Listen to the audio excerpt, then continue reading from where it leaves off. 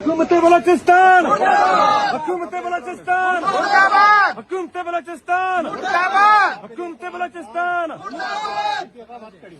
नहीं आप हमारे इज्जतदार है सर, हमारे नवाबजादा है। दुनिया देखे कि यहाँ मैं अपना आईनी हक इस्तेमाल कर रहा हूँ और मुझे गिरफ्तार किया जा रहा है। हथकड़ी पहनाए मैं जाऊँगा। आप हमारे लिए काबिल इज्जत हैं। देखिए ये आपका स्टेट नहीं है, ये हमारा भी है पाकिस्तान। जितना मेरा है उतना आपका।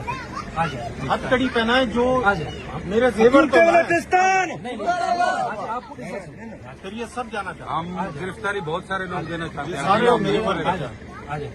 हम गिरफ्तारी और लोग गिरफ्तारी में अकलियत सबसे आगे, गिरफ्तारी में अकलियत सबसे आगे। पुरमन भी है बिना गिरफ्तार का मरता नहीं पा रहे। हुकूमत बलोचिस्तान, हुकूमत बलोचिस्तान, हुकूमत बलोचिस्तान, हुकूमत बलोचिस्तान।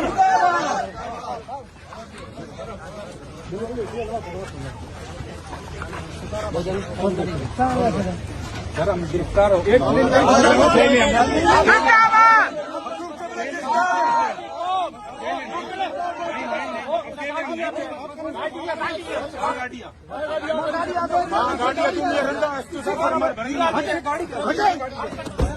गाड़ी